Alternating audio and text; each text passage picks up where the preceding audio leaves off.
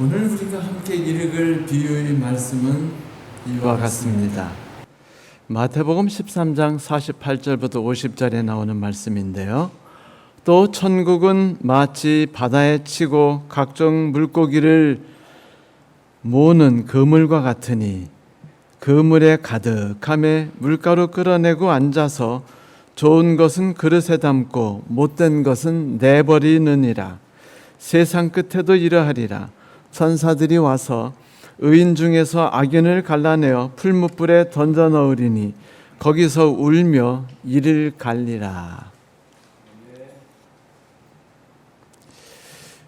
그리스도인으로서 이 세상을 살아가다 보면 참으로 분노할 일이 많습니다. 속상할 일도 많고요, 마음 상할 일도 많습니다. 세상을 살아가다 보면 악하고 양심 없고 이기적인 사람들이 얼마나 많은지요. 그리고 교회 안에도 동일하게 악하고 이기적인 사람들을 보면서 우리가 실망하지 않을 수 없습니다. 그래서 우리가 쉽게 분노하게 되죠. 2004년에는 우리나라 전국적으로 영어회화, 특히 전화 영어회화가 많이 좀 사람들에게 관심의 대상이 될 때였습니다. 각 도에서는 그 영어 마을을 만드는 일에 아주 분주했고요. 그리고 각 구청에서는 저소득층을 대상으로 온라인 영어 교육 프로그램을 만든다고 난리였습니다. 원래 그 유행 따라 사는 것이 제멋이라고 하지 않습니까? 그래서 이렇게 그냥 유행 한번 퍼지면은 도든 시든 구청이든 간에 이 돈을 막 그 유행에 맞춰 쓰기가 바빠요. 그러던 어느 날 서울시 모 구청, 노원구라고 말하지는 않고요, 모 구청에서 삼육 외국어 학원에 연락이 왔습니다. 온라인 전화 영어를 하려는데 삼육 외국어 학원과 함께 하고 싶대요. 그래서 삼육 외국어 학원이 이제 대박 났다고 생각했죠. 그래서 10억 가까이 들여서 온라인 관련 준비를 다 하고 있는데 그 부구청장이라고 또 구체적으로 말했네요. 연락이 왔어요. 실무 협의를 하는데 비공식 연락을 했는데 요청이란 게 뭐냐면 돈 1억을 뇌물로 주면 삼육 외국어 학원이 그 프로그램을 진행토록 다 철저하게 도와주겠다. 물론 돈을 1억은 직접 주지 말고 자기 동생이 사업을 하고 있으니까 거기를 통해 물건을 구매하는 방식으로 하자. 당연히 삼육 외국어 학원 갈등과 고민에 빠졌죠. 이 직원들과 임원들이요, 반이 쫙 갈라졌어요. 반드시 1억을 주고라도 우리가 이거를 따야만 우리가 이 사업이 번창할 수 있고 살아날 수 있다, 이 학원에서. 반대편은 그래도 우리가 그리스도인인데 어떻게 그런 일을 하느냐, 이 1억이 뇌물이냐 아니냐 옥신각신하다 하는데 이것이 한동안 시간이 가도 결정이 나지 않았어요. 그러다 결국은 이제 사장님께서 그러면 우리가 기도합시다. 기도를 열심히 했습니다. 하나님, 우리에게 이 입찰권이 우리가 안전하게 계획대로 우리가 받아서 우리가 운영을 해서 학원이 살아날 수 있도록 좀 도와주세요. 그런데 여러분, 뇌물의 힘이 기도의 힘보다 세더라고요.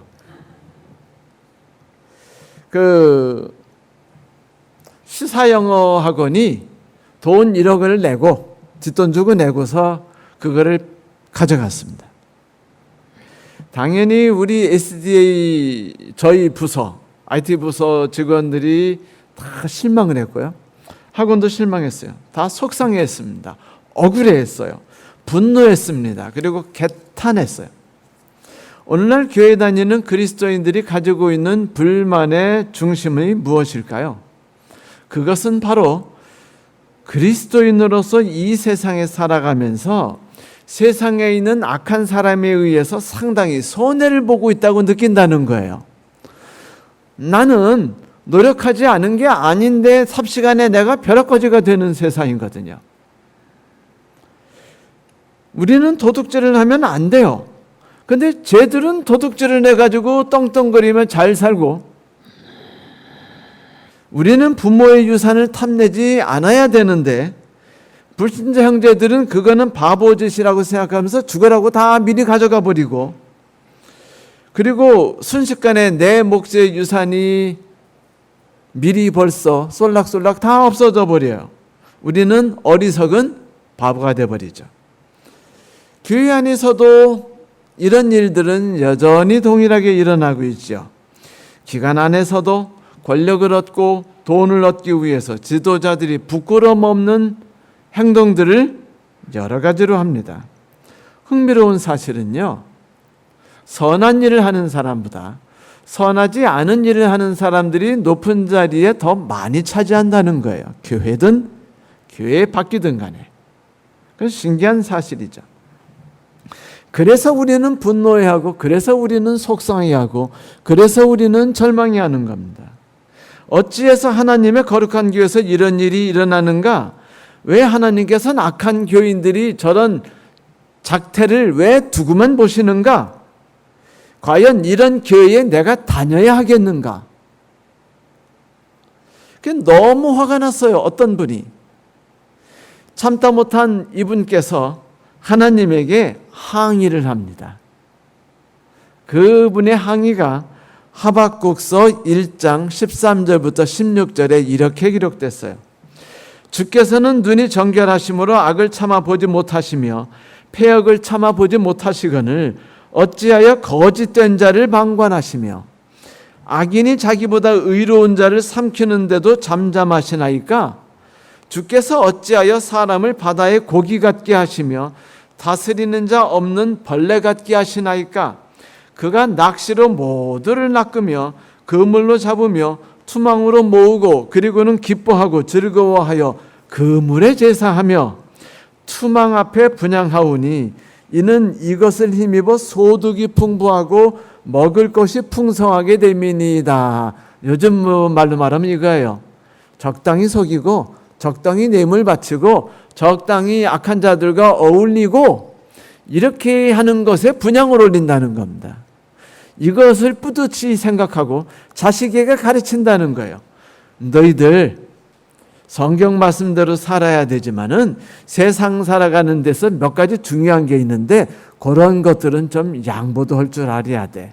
너무 맑은 물에는 고기가 살지 못해. 라고 말하면서 말이죠.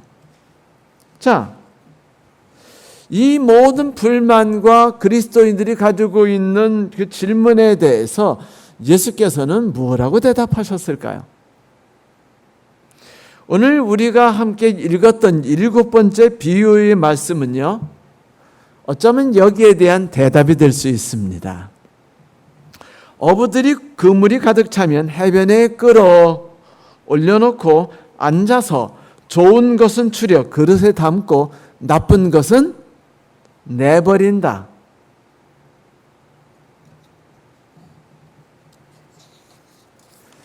일곱 번째 나오는 비유는 총 8개의 비유 중에서 두 번째 나오는 비유와 대칭구조를 갖고 있다고 말씀드렸죠.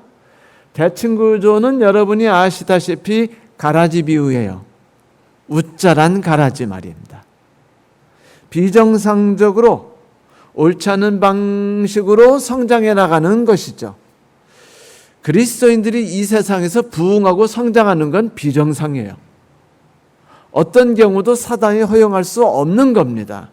하나님이 복음이 그렇게 쉽게 전파하고 예수 믿으면 복받고 영혼이 잘 되면은 모든 생활이 잘 되고 삶이 잘 된다고 그렇게 선전해서 우르르 교회에 몰려오지만은 그것이 옳을까요?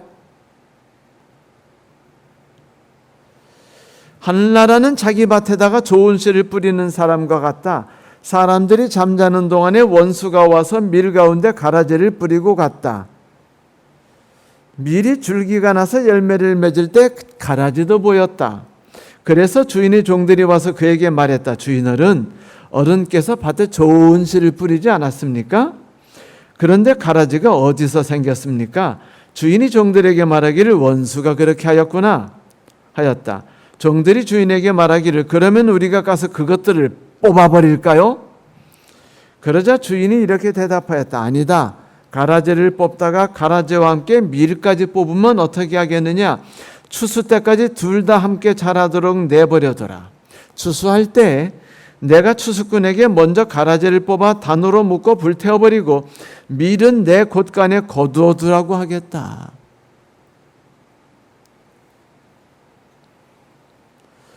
성도 여러분, 우리가 그 시간에 배웠던 것처럼 우리 그리스도인들은 온상 속에서 자라나는 잘 자라는 식물들이 아니에요. 우리는 태풍과 가라지들과 그리고 좋지 않은 돌짝과 모든 것들 속에서 역경과 시련 속에서 사단의 공격 속에서 하나님을 붙잡고 그 안에서 건강하게 자라는 것을 배우는 사람들입니다. 그래서 우리의 삶 주변에 가라지를 다 뽑고 나면 우리들은 정상적으로 자라지 못해요. 비실거립니다. 온상 속에 자라나는 식물처럼요.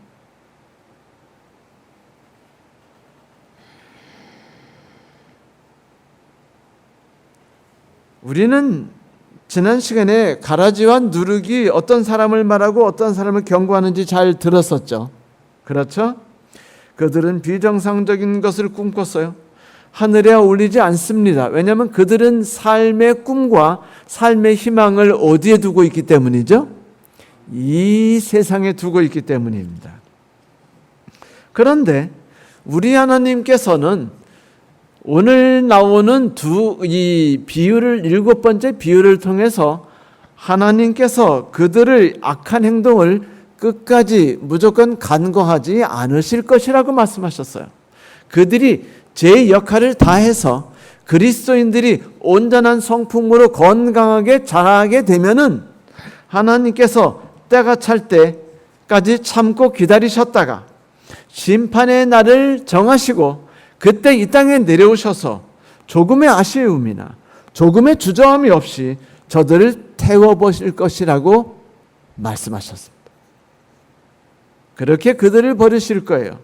그 이유는 하늘나라에선 그들이 전혀 필요 없고 그들이 오히려 해가 되기 때문입니다. 그물에서 필요한 물고기는 그릇에 담았고 필요하지 않은 물고기는 버렸어요. 이 세상에서 행복과 꿈을 찾아 살아가는 모든 사람들이 이 세상이 그들의 삶의 전부가 되었기 때문에 하늘에는 그들이 적절하지 않고 하늘에선 그들이 필요하지 않아요. 그래서 하나님께서는 그들이 육지에 갈 때까지는 같이 그물에 놔뒀지만 육지에 도착해서는 그들을 버리는 겁니다. 그렇다면 그늘에 꺼내서 내버리는 고기는 과연 어떤 종류의 사람들일까요?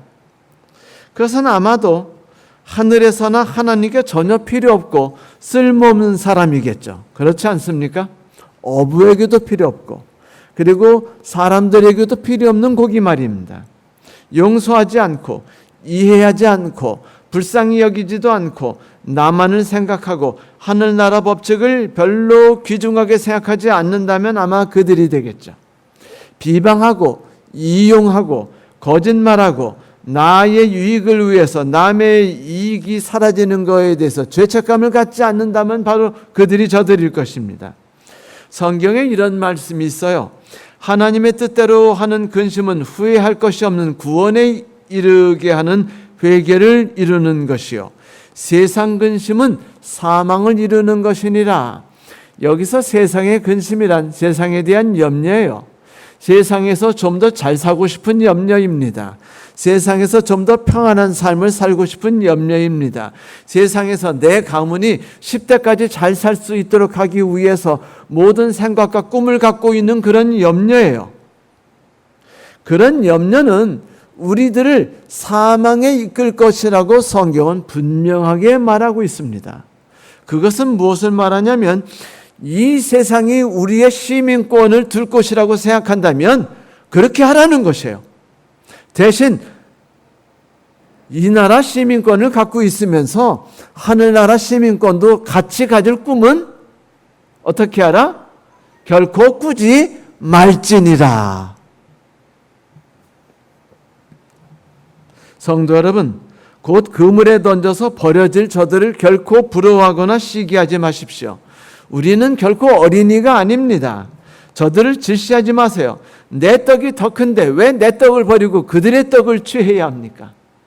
결코 부러워하지 마세요. 사랑하는 성도 여러분, 부러워하지도 말고 어울리려 하지도 마세요. 그들이 우리에게 불만이 가득하고 매일 억울하다고 말한다면 가까이 지내지도 마십시오. 매일 시어머니가 어떻고 남편이 어떻고 이야기하거든 그 사람은 멀리해야 될 사람이라고 생각하세요. 물론 영혼을 구하기 위해서 가까이 할 수 있으나 성도 여러분, 그럴지라도 그런 이야기를 듣는 것으로 우리 영혼이 상처를 입고 우리 영혼이 쓰러지기가 쉽습니다. 그들과 말이 섞지 마세요. 욕심이 많고 이 땅이 그들이 살 곳이라고 믿는 이들하고는 함께 어울리지 마세요. 그들은 조금 후에 그물 밖에서 땅바닥에 던져질 이들입니다. 그들의 정신과 그들의 영혼과 가까이 하다 보면 우리들이 그렇게 더러워져요. 누가 말하지 않았습니까? 근묵자 흑이요 근주자적이라고. 그 말은 진실이에요. 이 세상에서 좀 더 잘 살고 좀 더 나은 삶을 살아가기 위해 근심과 고민을 하는 일이 그렇게 욕을 얻어먹을 만큼 나쁜 일이 아닐 수는 있습니다. 하지만 주님께서는 우리의 모든 관심을 이 땅 위에서가 아니라 저 하늘나라에 쏟을 것을 요구하고 계셔요. 내가 가진 힘이 한정량이 있어요. 내가 쏟을 에너지가 한정량이 있습니다. 그런데 그 모든 것의 대부분을 이 땅에서 좀 더 나은 삶을 위해서 쏟아부으려고 하고 고민과 관심을 쏟아붓다 보면 당연히 우리가 하늘나라를 향하여 쏟아부을 관심은 줄어들 수밖에 없는 것이에요. 그래서 하나님께서는 우리로 하여금 관심을 이 땅에가 아니고 저 하늘에 쏟으라고 말씀하시는 겁니다. 그게 하나님 뜻대로 하는 근심이지요. 내가 하늘에 쓸모있는 사람이 될 수 있을까? 하나님께서는 과연 나를 어떤 모습으로 사용하려고 하실까? 내가 하늘에 가면은 어떤 모습에서 어디서 일하게 될까? 하나님의 우편에 가서 내가 그분을 기쁘시게 할 수 있을까? 이런 근심이라면 시간을 들여도 괜찮아요. 그러나 어떻게 하면 이 땅에서 좀 더 잘 살 수 있을까? 어떻게 하면 불행을 만나지 않고 살아갈 수 있을까를 고민한다면 그 고민은 이 생을 전부라고 하는 사람들의 고민일 뿐이지 그런 고민을 하는 일을 하나님이 하늘나라에 데려가실 수는 없는 법입니다. 하나님께서 저들을 데려가 쓰신 일이 무엇겠어요? 장미꽃은 가져다 쓰실 수 있을 겁니다. 하지만 세상의 근심으로 자기의 머리와 자기의 손과 자기의 발을 가득 채운 사람들은 비록 그들이 그물에는 함께 들어가 있을지언정 하나님께서 그들을 이 땅에 내버리시고 하늘에 데려가지는 않으실 겁니다. 그래요. 한 부류의 사람들이 바로 이곳에 우리와 함께 있습니다. 그들은 이 세상과 교회 안에서 승승장구해요. 하나님을 위하여 예배는 드리고 찬미는 하고 11금은 드릴지 모르지만 마음속 깊은 곳에 하나님을 의지하지 않고 세상의 지식과 자기의 힘을 의지합니다. 그들은 이 땅에서 하나님이 크게 필요하지 않아요. 하나님은 그저 자기들이 보험을 들 뿐입니다. 기도 열심히 하고 성경 열심히 읽어서 내가 하늘에 가면 좋게요. 그리고 이 세상에서 난 마음껏 즐길 겁니다. 마음껏 돈 벌고. 근데 그들에겐 교회가 그래서 필요해요. 그들은 아주 선하게 살지 않는 것이 이 땅에서 잘 사는 비결이라는 걸 너무도 잘 압니다. 교회라는 제도 안에서도 힘있고 권세 있는 사람들과 잘 어울리는 게 성공 방식이라는 것도 잘 알아요. 그렇게 살아야 성공하는 그리스도인으로 살아간다는 것도 잘 압니다. 그래서 그들은 이 땅에서 성공하는 거예요. 우리들이 성공하는 방법을 몰라서 성공하지 못하는 것이 아니라 그들이 살아가는 방법을 따르지 않기 때문에 성공하지 못한다는 사실을 여러분 결코 잊지 마십시오. 여러분이 선택한 것에 대해서 결코 후회하지 마세요. 하나님을 돈과 명예와 권력과 안정된 가문을 유지하고 미래의 영생을 얻는 데 도움되는 분으로서 사용한다면 하나님께서도 역시 그런 방식으로 우리를 내치실 것입니다. 그러니 저들이 우리와 함께 지금 같이 그물에 있다고 해서 속상해하지 마십시오. 쟤들은 그 하늘나라 가면 안 되는데 저렇게 세상 마음대로 살면서 교회 다니고 할 짓 다 하고 그리고 막 얼굴에 그냥 눈은 두룩두룩 살찌고 막 기름기가 잘다 흐르고 양복도 그러고 보니까 제 양복도 그 축에 들 수도 있네요. 양복에 대한 얘기는 조금 이따 할게요.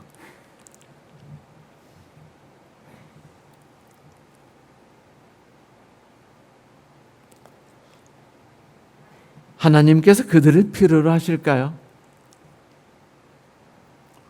하나님께서 좋아하시는 것에 관심을 가지고 하나님께서 사랑하시는 것을 사랑하며 하나님께서 살아가기를 원하시는 대로 살아가는 삶을 하나님께서 바라십니다.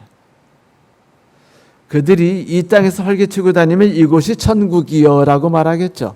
하나님 믿으니까 내 영혼이 잘 되더니 내 육체도 잘 되고 내 가정도 잘 되고 내 후손도 잘 되는 거 봐 라고 말할 수 있겠지만 주의 심판이 가까우는 날에 예수께서 분명히 말씀하셨어요. 저들이 이를 갈게 될 것이다.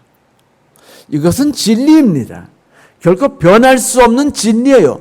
분명한 사실입니다. 미래 일은 반드시 일어날 일입니다. 부러워하지 마세요. 부러워하면 지는 겁니다. 그렇습니다, 성도 여러분. 우리는 이 땅이 아니라 우리가 돌아갈 본래의 땅과 우리의 땅을 기다리는 사람들이에요.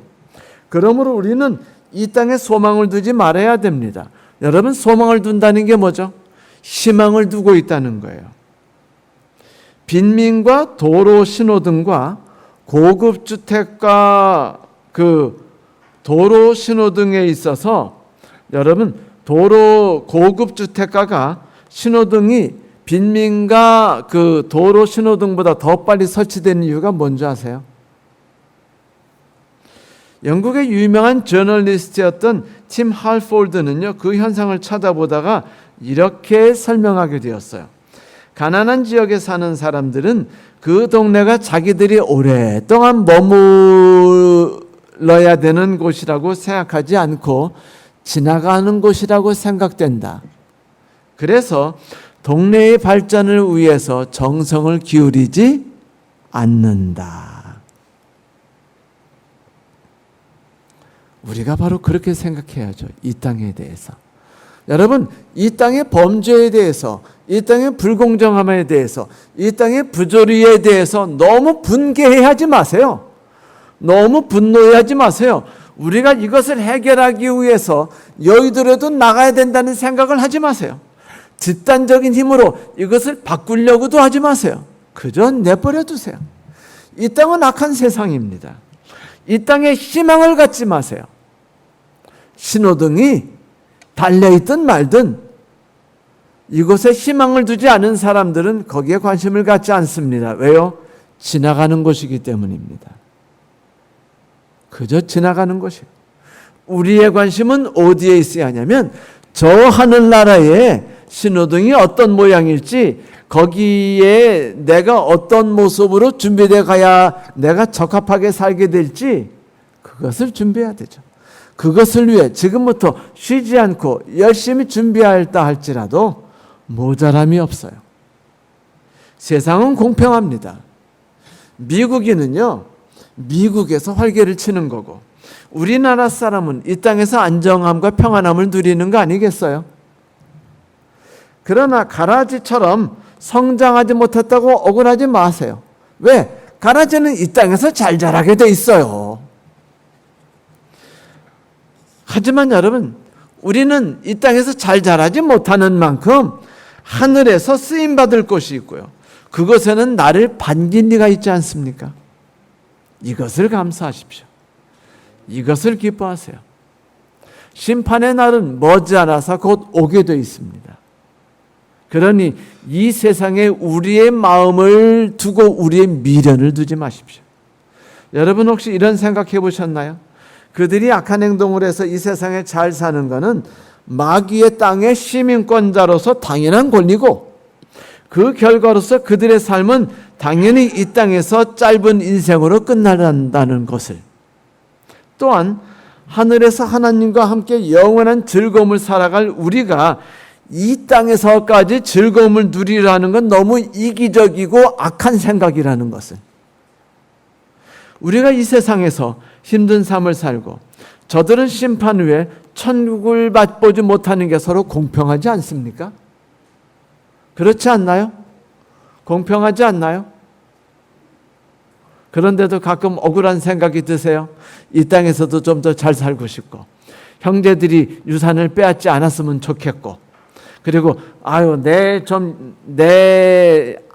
딸만큼은 좋은 사이 만나가지고 그 집안이 부유하고 넉넉하게 살았으면 좋겠고.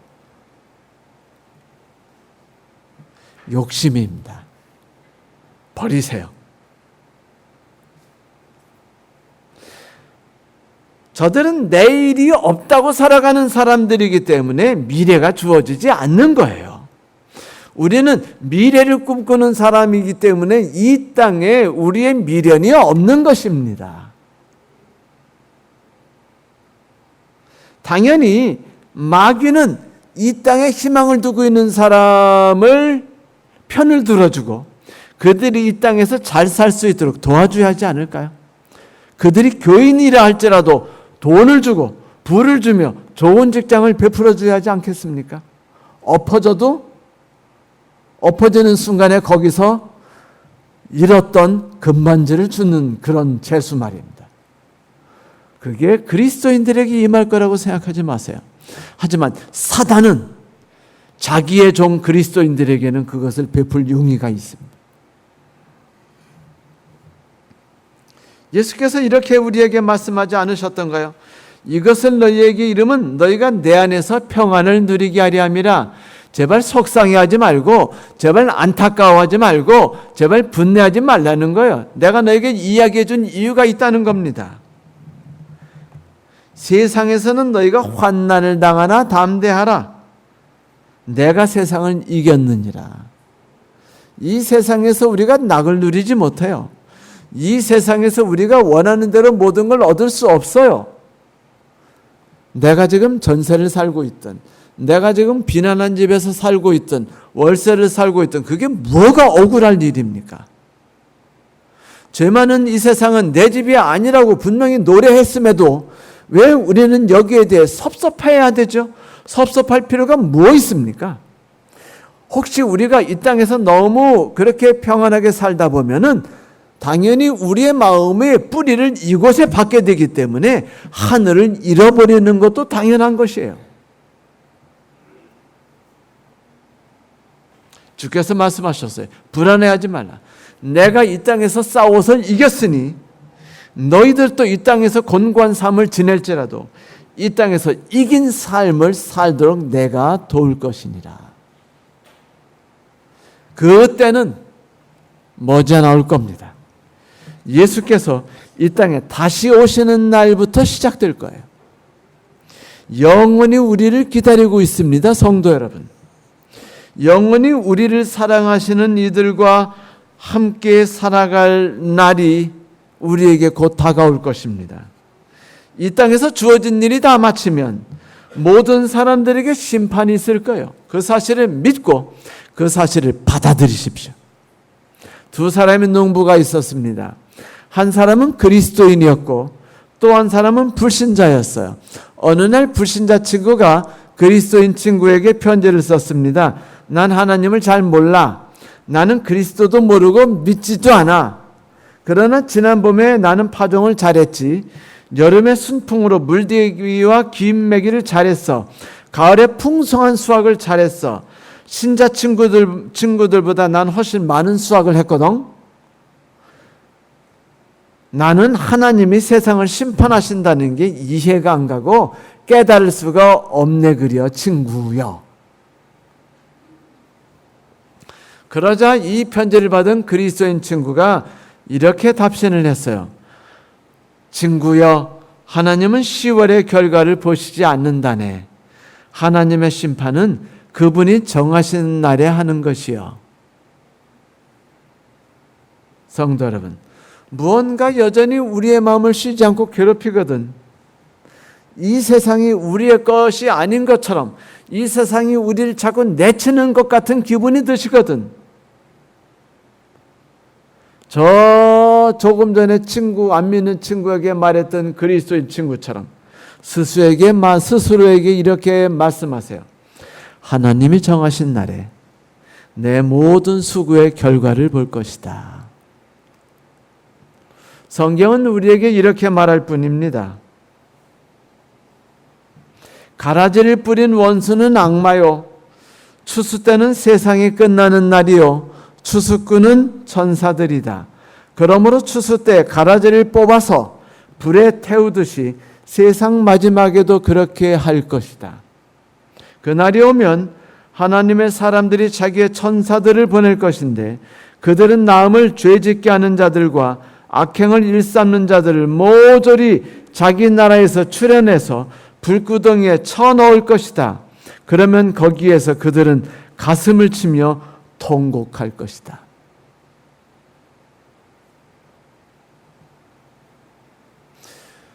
우리는 이렇게 말씀하신 하나님의 말씀과 유사한 증거의 말씀을 여러 곳에서 찾아볼 수 있습니다. 성경 계시록 20장 12절에는 내가 너희의 각각 행한 대로 심판하리라.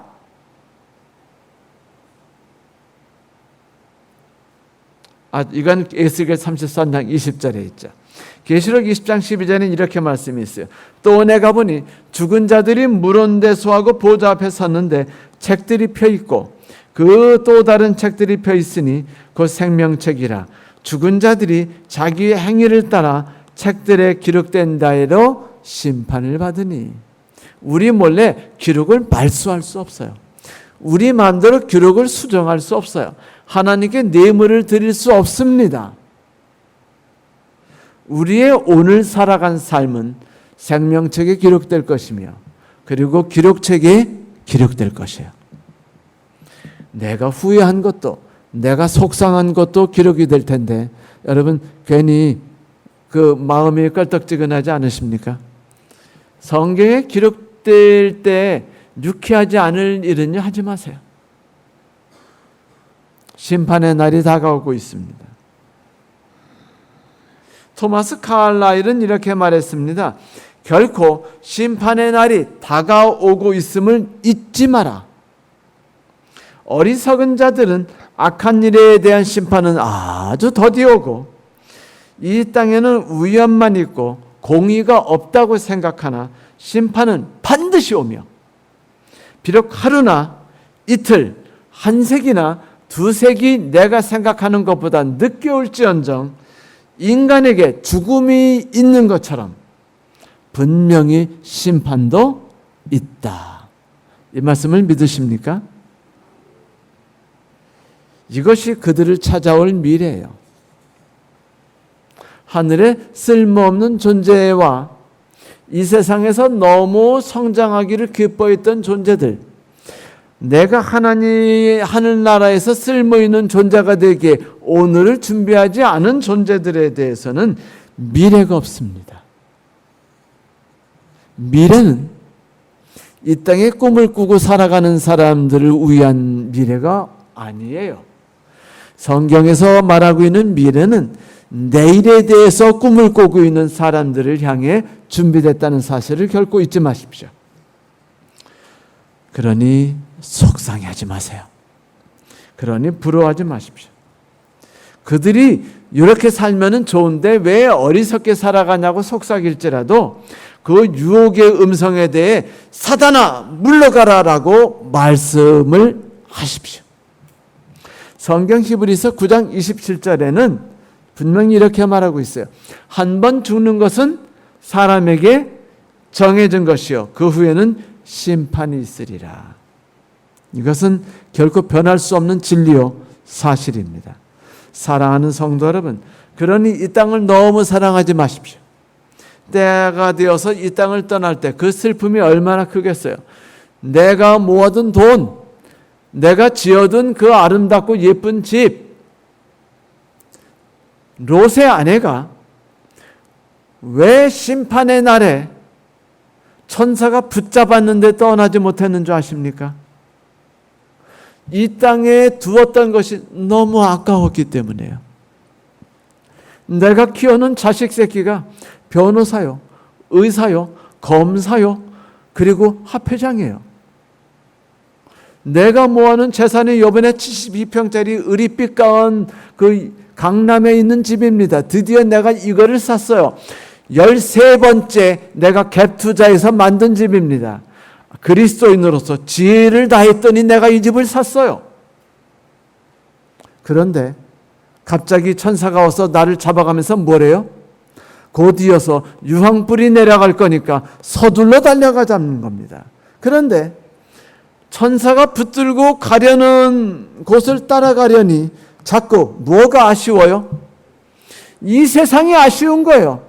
죄 많은 이 세상은 내 집이 아니라고 말하는데도 이 세상이 아쉬운 겁니다. 자꾸 뒤를 쳐다보고 싶은 거예요. 뒤를 바라보게 되는 거예요. 왜?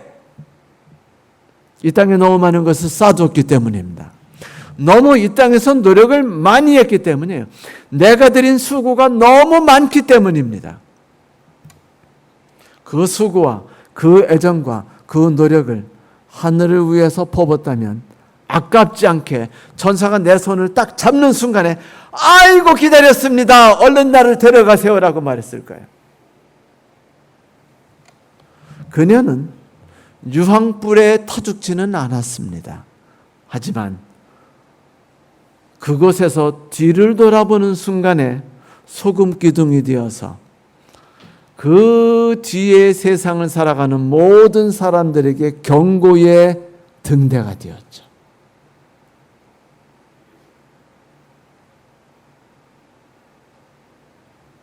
그렇다면 우리는 오늘을 어떤 방식으로 살아가야 할까요? 여러분, 하나님께서는 왜 마귀가 주인 노릇하는 이 땅을 천국이라고 부르셨을까요? 궁금하지 않으십니까? 물론 우리 성도 여러분께서는 다 잘 아시겠죠. 그것은 바로 이 땅이 우리가 성장과 결실을 하는 장소이기 때문이에요. 이 땅이 돈을 버는 장소가 아니고 큰 집을 갖는 장소가 아니며 내 후손을 번듯하게 만드는 장소가 아니에요. 하지만 이 땅은 우리가 성장과 결실을 해야 되는 장소입니다.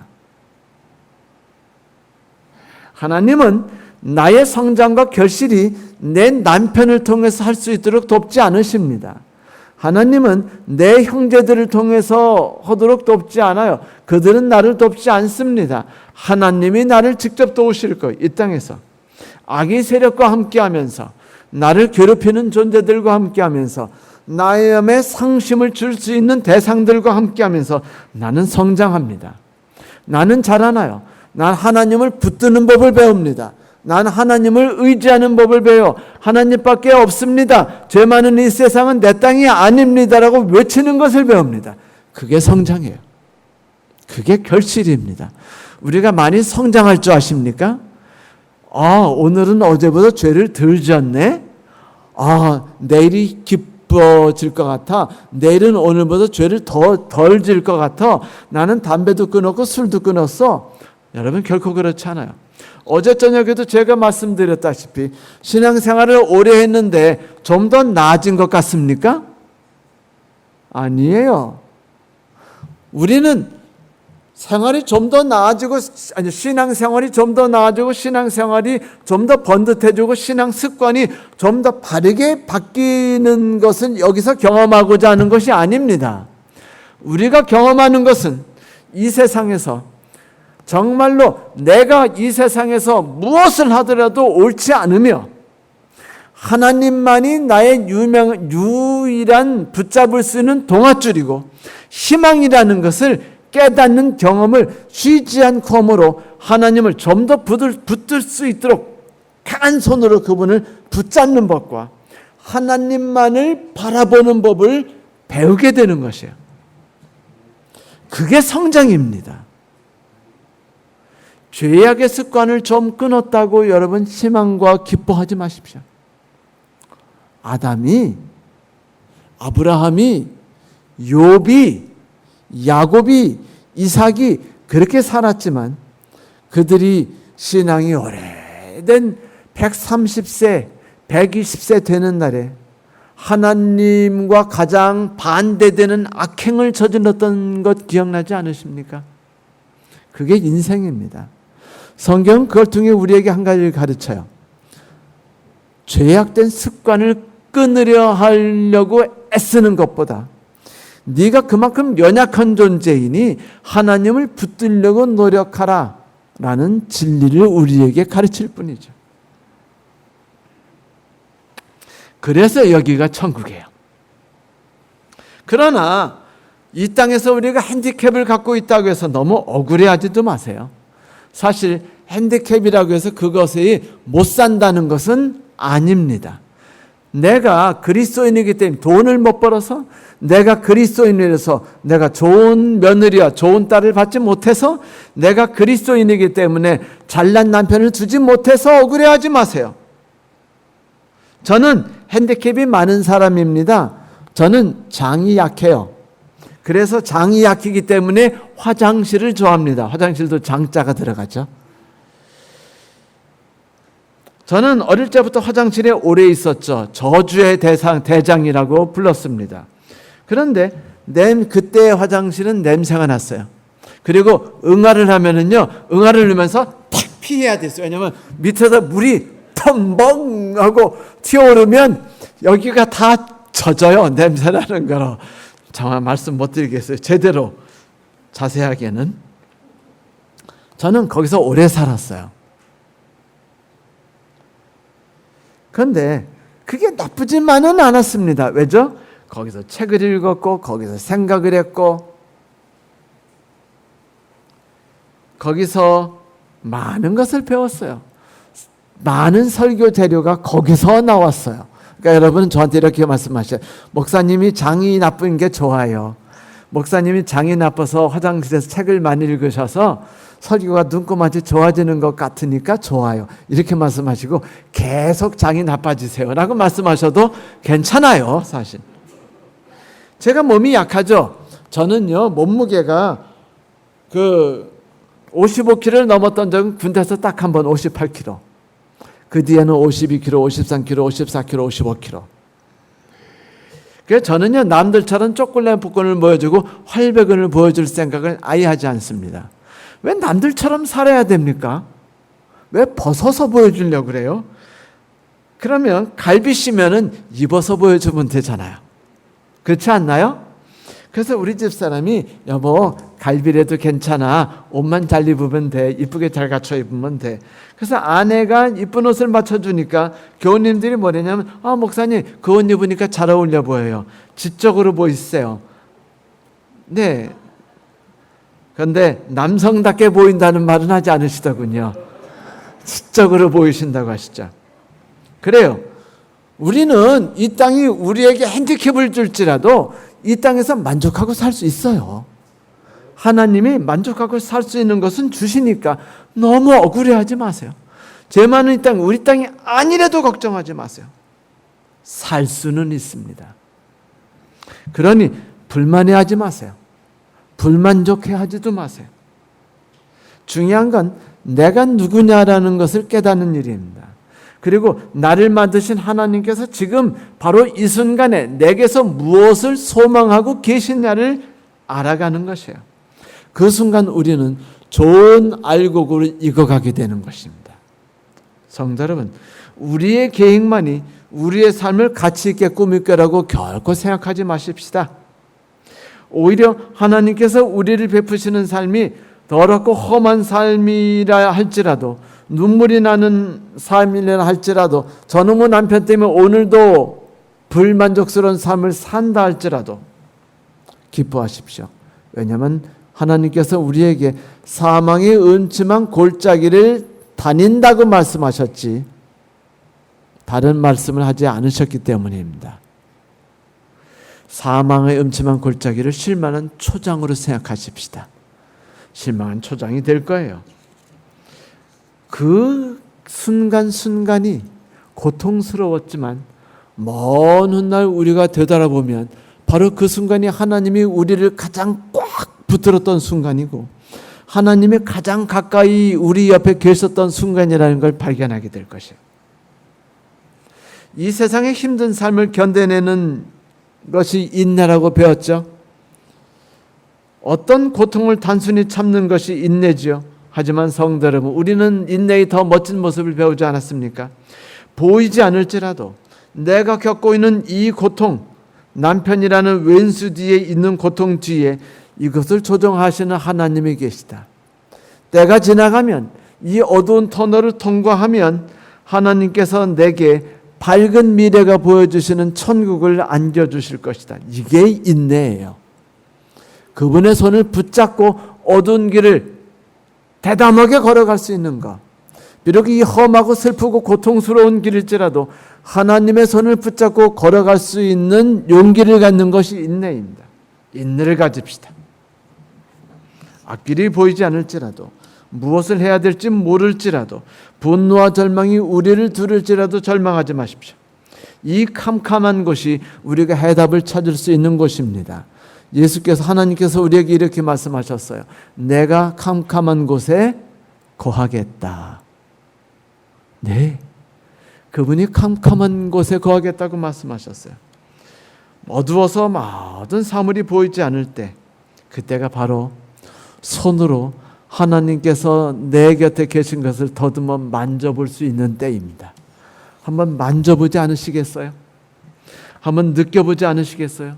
지금까지 하나님이 내 곁에 계셨다는 걸 느끼지 못했다면 어두운 때가 오고 고통스러운 때가 오고 폭풍우가 몰려오면 그때 기뻐하십시오. 이때가 놓치지 말아야 될, 나와 가장 가까이서 손을 내미시는 하나님의 손을 만질 때입니다.